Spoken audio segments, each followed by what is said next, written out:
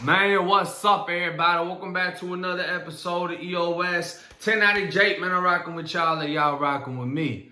This video right here is going to be about how I was facing life at 18 years old and the story about why I went to prison. I was introduced to somebody through a mutual friend who ended up becoming my co-defendant, right? The day I met him, literally the day I met him, we started putting in work together. And I got to see what type of person he was. I got to see that he was the type to take action, to take flight. He was going to go if we needed to go. And I liked that because that's how I was too. So I knew he was quick to jump the gun. I was on the same shit. And it was more or less like, let's make some money together, right? At the time, I'm cocky because I just got out of juvie. I just beat a PBL, which is a punishable by life sentence. I just beat possession of a stolen firearm. I was investigated on a shooting. Nothing happened with that either. So I'm feeling pretty cocky at this point because the charges they're trying to put against me, it's not working out. I was on probation. I got charged with a felony battery inside of the juvenile assessment center. I knocked this kid out. The kid was in the hospital and they tried to say that he had an aneurysm. He wasn't fully able to become conscious until after 24 hours inside of the hospital.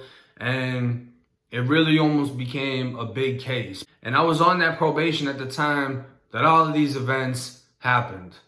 Me and my co-defendant, we were money hungry and we were just doing whatever we could do. I can't say exactly what that is because there's no statute of limitations in the state of Florida on charges that carry a punishable by life sentence. So armed robberies, armed burglaries, there's a list of charges that if it's punishable by life, there's no statute of limitations. So I can't get into the details and the specifics on what we were doing, but I'm sure you can get an idea. We were going after whatever we could get. This person was doing that, we wanted that. This person's doing this, we wanted this. We targeted anything. And that's how we was getting it all, you know what I mean? I came up with an idea. I knew somebody that was a friend of the family, and I knew that that person had a ton of guns inside of their house. And when I say a ton, I mean like 30 plus guns. This same person actually took me to the gun range before. So I had shot off a ton of these guns. You know what I mean? But I'm talking things from handguns to shotguns to an SKS assault rifle. There was all types of guns inside of this house. He was a legal owner of these firearms. These firearms were registered guns.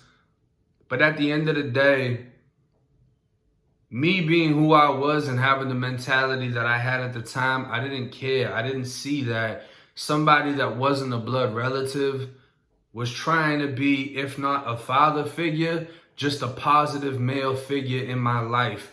Recognizing that I was an angry teen.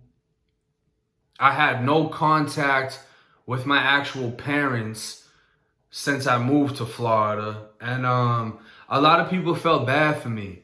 And I would recognize that. I would pick up on it. And it honestly made me mad. I didn't want people feeling bad for me. I didn't want to feel like a victim and that I got, shit cards handed to me in life.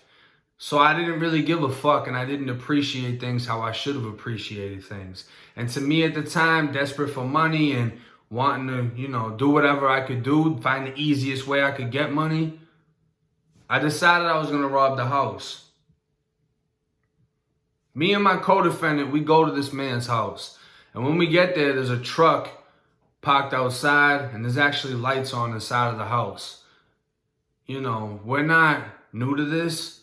So I had my co-defendant go to the door and knock on the door and nobody answered. And a lot of times people will set things up as if they're home when they're really not. And this was one of those situations. He's ringing the doorbell, he's banging on the door, nobody comes. This is more of like a residential neighborhood with decent sized houses. And you know what I mean? If someone's banging on your door, you're going to get your door. This isn't like you live in an apartment building where your neighbors will ring the wrong buzzer. You know what I'm saying? You're going to get your door. And nobody got it. So we decided to go around back. There's a pool area around the back. There was a pool area. There was a bar back there. There was a kitchen in the back, an outdoor dining table, a TV. This house is nice. Now the pool area is screened in. So what did I do? I took a knife and I cut out the screen because it was locked. The door was locked. So instead of trying to break it open and make noise, I just cut it out. And the house next door to this person's house was abandoned. There was no one in there. So we didn't even have to worry about anyone seeing us. I cut it open. Now rocks, they don't pick up fingerprints because it's not a solid surface. And the whole pool area was like that rocky textured tile. So even though I cut the bottom of the screen and we crawled in, we didn't have to worry about prints being on the rocks.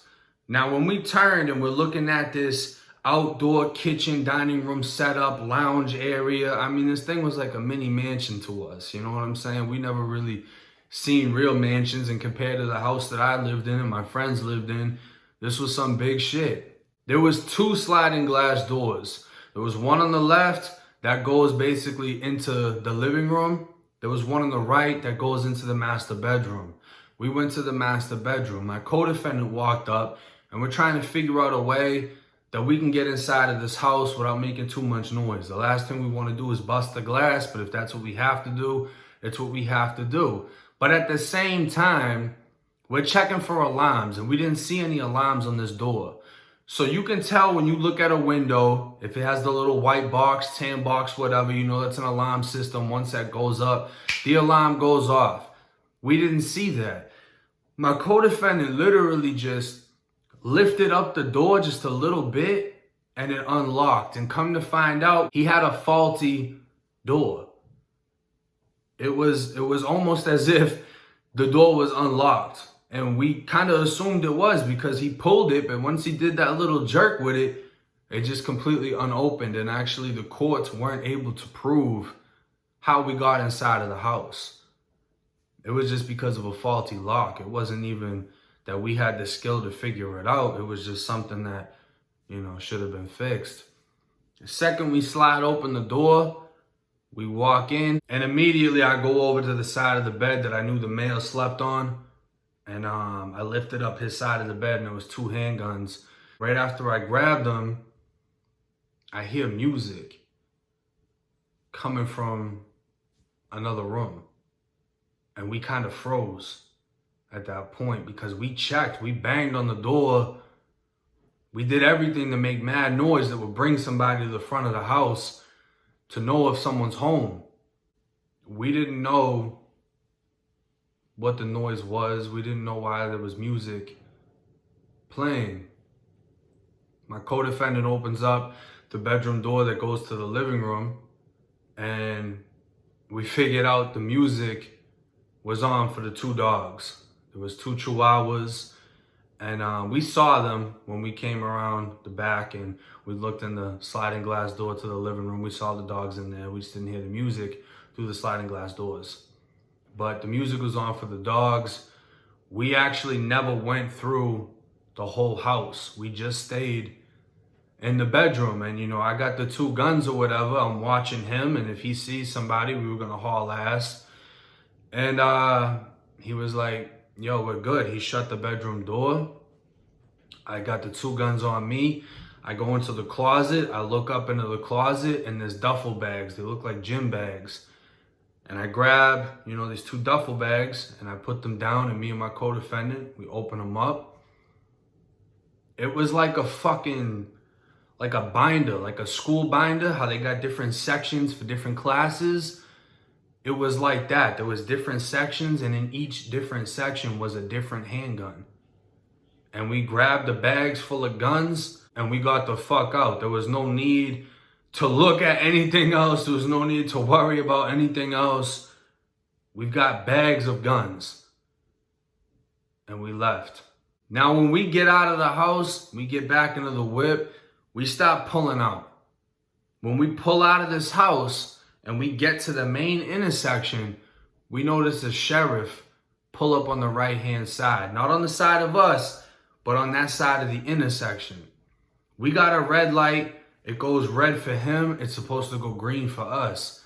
And I don't know if he's gonna turn these lights on. You know what I mean? We have a car with a lot of things inside of it that shouldn't be inside of it. We know the type of time that we're facing for the crime that we're committing. And that's how stupid I was at this age. I literally Googled armed burglary. I knew exactly what I was getting into. And I still did it because I was like, you gotta take chances. You gotta roll the dice sometimes. And my stupid ass really thought that I would win, that I wouldn't get caught. You know what I mean? That moment right there was just, it was so surreal.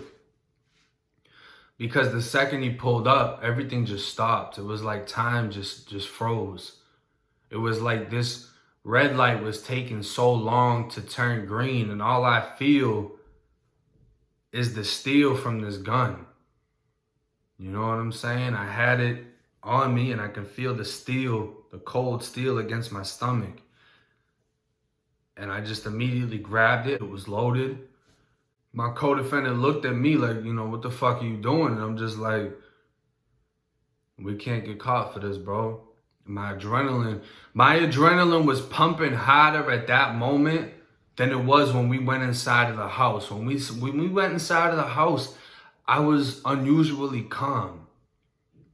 My adrenaline wasn't really a factor.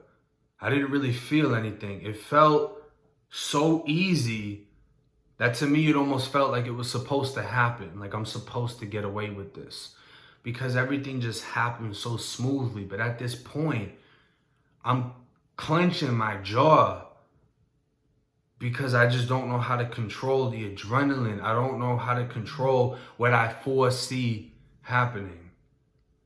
And then the light turns green. We froze. We froze in the car. I don't know if it's because he was nervous to drive and then we see the cop car's lights turn on. I don't know if it's because he didn't want me to start shooting at the cop. But we start to go. We make a left-hand turn. We're looking in the mirrors. I just remember being stiff as a board. I didn't want to move. I didn't want to turn my neck and look or anything like that. I'm just looking in the mirror. We turn, I'm looking in the rear view. Nothing happens. He stays right there. We go all the way down the street and we breathe. I took the round out of the chamber that I had and I looked down at the gun that was in my hand and my hand was sweating, just gripping that gun. And I didn't feel at peace yet, but that adrenaline was slowly starting to come down. So we made it all the way back to my co-defendant's house and we did what we did. Whatever we had, we did what we did with it, right? Now, I told this more or less on lockdown 23 and 1. At my co-defendant's house, a gun went off. At a later time, police came to investigate and they smelled marijuana. They searched his house. They found 2 handguns and they found a shotgun and other stolen property that came from an unrelated case. The shotgun was legal because he was of age to own a shotgun and wasn't a felon. The 2 handguns were reported stolen. I was arrested on another night with a different person walking back from a party. The police came up, K9 came, and when backup was called, I was searched. They found an M&P Smith & Wesson 9 compact on me with an extended grip with a laser. It held 17. There was 2 bullets missing, and I have 15 hollow points inside of the gun. I was assuming that because of the hollow points, this would be a federal case. That's just what I was thinking. I was thinking hollow points, you're automatically going to go to the feds. So I was kind of concerned about that, but I wasn't because I heard that the feds was better than the state. Now, when I go to county, it was honestly a blur. I can remember being inside of booking and, we got to walk up to the phones. It was a cute girl in there. I'm trying to talk to her. I got in trouble for talking. I got to give up on my shit. I had $2,000 earrings full of diamonds. I give them to the dude or whatever. I have my G-Shock, my white G-Shock, a LIG shirt, and I had my camo cargos. And I think I had Air Forces on, white Air Forces. So I give them all my property, and I gotta go change into a uniform. There was no guards or nothing in the room we changed in. Like if I had drugs or something, you could have easily just snuck it right in. It wasn't a big deal. And I was so high and drunk at the time. I was off X pills. I was drunk. I was, we smoked mad weed. So I got all this shit going on. I'm not really giving a fuck. Everything's just blurring around me. And I'm not worried about nothing, like it's my first time in county, but it ain't my first time being locked up. I'm just like, fuck it, it is what it is. Now at this time I was at Orient Road, so I get put inside of the dorm. I get told where my bunk is. I didn't even get a bunk, but I got a boat, which is basically a plastic bed that's on the floor. When they don't have an actual bunk, they can put you in. And this is an open dormitory. So you got like 70 or 80 people in here, and you just got, bunk beds in the corner, like a double bunk, and then you got single beds in cubicles. And all I remember is I passed out. When I woke up, it was dark out, and I assumed that it was breakfast. So I asked him what time the trays get served. And he told me some shit like it was 11 o'clock at night the next day. I had slept a whole day just off the drugs and, being drunk and shit. And then I was transferred over to Falkenberg, and I got into my real dorm. The rapper Tay-Bay from Tampa, he was in that motherfucker. And it was sweet. Everybody was cool in that bitch. I started to get to know people, da-da-da. It wasn't that big of a deal, right? And at the time, my only charges was burglary of a conveyance, which is breaking into a car, and carrying a concealed firearm. So I only got 2 felonies, which really ain't that big of a deal. They're third-degree felonies, punishable by up to 5 years. It is what it is, right? So that's when I got the call out, and this is also part of what I spoke on Lockdown 23 and 1. When I got the call out, I spoke with investigators. I thought they were attorneys or some shit. Like my aunt got me an attorney. I told them, fuck you. The next day when I checked the kiosk, I had a list of charges. And that's when I was hit with the armed burglary, 15 counts, grand theft of a firearm, grand theft $5,000 to $10,000. It didn't register in my head at first. I looked at my charges and I actually had to scroll on the kiosk. You couldn't see all my charges at once. And, a couple people I was cool with, I was like, yo, like, come check this shit out. Like, what the fuck is all this? And I could tell by their reaction, they were just like, that's not good, bro. You know what I mean? Like, you got some shit, and that's probably going to result in some time. And I remember the female CO, she walked up, she was like, Cherry, what are you doing? Da da da da. You ordering food? She was getting mad because she wanted us to go on our bunk for count time. I was just like, nah, I got some new charges. So she was like, what new charges you got? And I was like, look. And she looked. And she just like nonchalantly, like with no emotion, was like, oh yeah, you're going to prison. I'm just looking at her like, bitch, that's not what I wanted to hear from you. Like, bitch, give me some hope. Tell me, like, oh, you might be able to beat that, da-da-da-da. She's just like, you going to prison. The older heads inside of the dorm are telling me about the spaghetti effect. When you throw spaghetti off the wall, all of it clumps against the wall. But when everything falls, there's only a few things still there. And that's what they were saying about my charges. Just because I got charged with all that doesn't mean it's going to stick. Now, one of my brothers inside of the dorm, he was facing a murder charge at the time. He pretty much stabbed somebody, and that person ended up dying, and he told me about the whole case. And they offered him 15 in court, and he denied it. You know what I mean? He told me when he was going to go to pretrial, and he was like, if they give me a good offer, I'm going to take it. I could tell he was stressing about this shit. He was saying like, I don't know if they give me 10, I might take the 10. Because at first he had a first-degree murder. Then they were hitting him with the second-degree murder. He was trying to get it bumped down to a manslaughter and take 10 years. He came back and he just had like somewhat of a puzzled look on his face, and he was like, yo, they offered me 15 on second-degree murder, but I denied it. And I'm thinking to myself, like, you know, what can I tell him? Because he was 19, I was 18. Like, we can't imagine the next 15 years. We can't predict that. We can't think of that. It's almost like telling us we got life, you know what I'm saying? Because we so young. But really, when you facing something like a second-degree murder, 15 years is like the best thing you can get. And he went to trial. And when he came back from trial, he went on his bunk and he cried. And that was one of the first people I saw break down inside of jail. And when somebody breaks down inside of jail, you more or less, you just give them their space.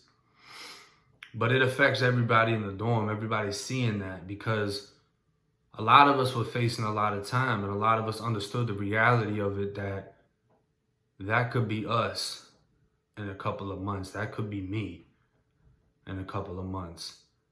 And, you know, he ended up telling me he got hit with 30 years for second-degree murder, and within a week, 2 weeks, they sent him to prison, and that was the last time I ever saw him. So I'm thinking in my head, you know what I mean? I got to get ready for some time. And I had a girl that was writing me from the city, and I wrote her, and I was like, hey, you know, this is what I'm looking at. I don't know what I'm going to get. I'm facing life. You know, I might try to cop out the 10 because I heard his case. At first, he was facing life. And he was like, 10's a good deal. So I'm thinking 10 would be a good deal for me. I told her I was facing 10. She never wrote me back again. And that's when I realized, like, I'm in this shit by myself. Ain't nobody fucking with me. You know what I mean? My co-defendant, he turned into a rat. Everything went downhill. Now, my first offer was only for 4 years, though. So I'm thinking when I heard 4 years, like, oh, they don't have any evidence, you know what I mean? Like, they can't have evidence. I'm starting to get cocky, and, you know, I'm getting advice from older inmates, and I only got caught with one gun. You know what I'm saying? Like, there's not really, I don't see how they can do too much. I tried to fight, you know, how I was pulled over because I was charged with a burglary that never happened, and that was the reason that they were able to search me, and it was bullshit. I tried to beat the case that way. It didn't work. And they offered me 48 months. I rejected that shit. My PD was like, what do you want to offer back? I was like, a year in the county? And she was just the most bullshit public defender. She didn't give me any good legal advice. I didn't know what I was doing. I was just 18 trying to not do any time, you know? And when I go to pretrial, she comes up to me and she's like, look, this is going to be your last offer. If you take this to trial because of the felonies you're taking to trial, you're going to be facing 15 to life, you know? And the charges dropped down. So it was only armed burglary, grand theft of one firearm, grand theft, and carrying a concealed firearm. Those were the 4 felonies that were on the table for me to cop out to. Because the minimum for the 3 third degrees was 5 years, and I had 3 of them, this lady told me the least I'm facing is 15 at trial. And because of the armed burglary, the most I'm facing is a life sentence. And I mean, I'm sure y'all can guess it. I took that motherfucking 3 fast as hell. Like, hell, let me put my autograph right there real quick and make sure I don't get banned. But, you know, I took my 3 years, and I know a lot of kids that had armed robberies and got off with 2, 3 years, 4 years if it was their first felony conviction. I know a lot of kids that didn't. They took it to trial and they got fucking banned with 30 years. 40 years, you know, 20 years.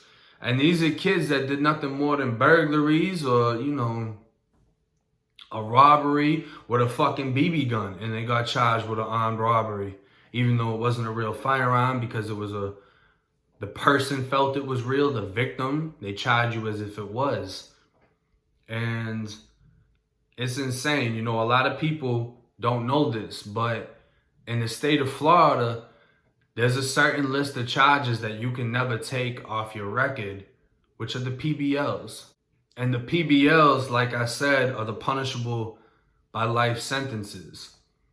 Armed burglary is when you go inside of a house armed or become armed during the process of the burglary. Because I picked up a gun and was armed, even though no one was in the home, it's considered a violent crime in the state of Florida.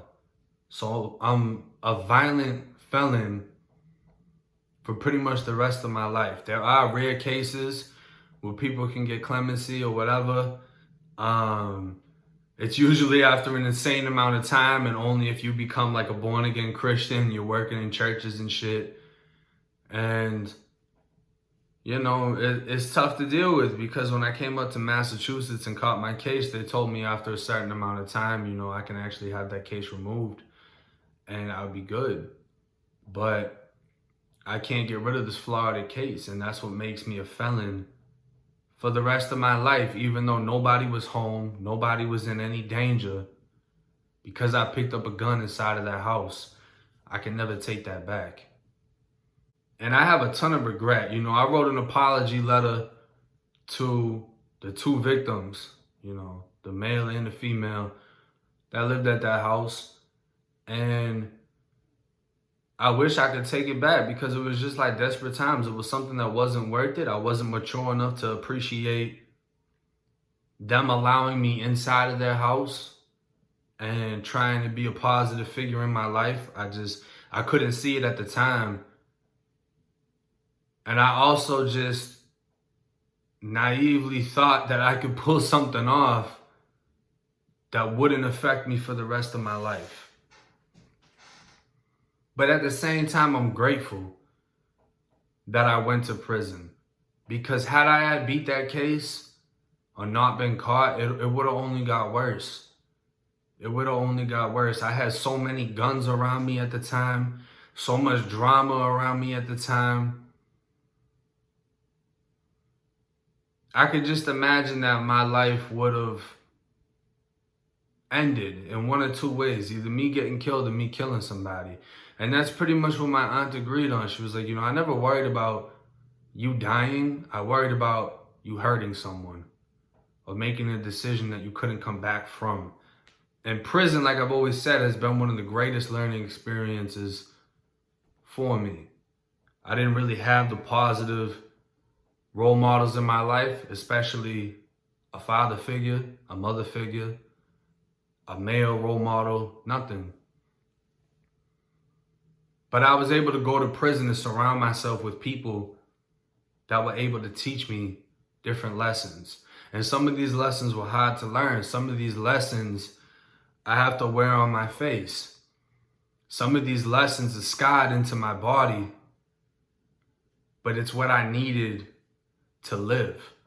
It's what I needed to learn, to survive, to grow, and to mature. And I hope that with this channel, when I tell these stories, I'm able to teach some of these lessons to kids that don't have a figure in their life to learn them from. If they can see me and find interest in me and, oh, he went to prison, oh, he's affiliated, oh, he's this and that. If I have the qualities about me that can make them listen, I hope that I also have the knowledge that can make them learn and the power to make them change before they find themselves in the same position that I find myself in on a daily basis, being that I'm a convicted felon for the rest of my life. I'm a violent convicted felon for the rest of my life. But, hey, it's 1090J. I'm rocking with y'all like y'all rocking with me. Till next time.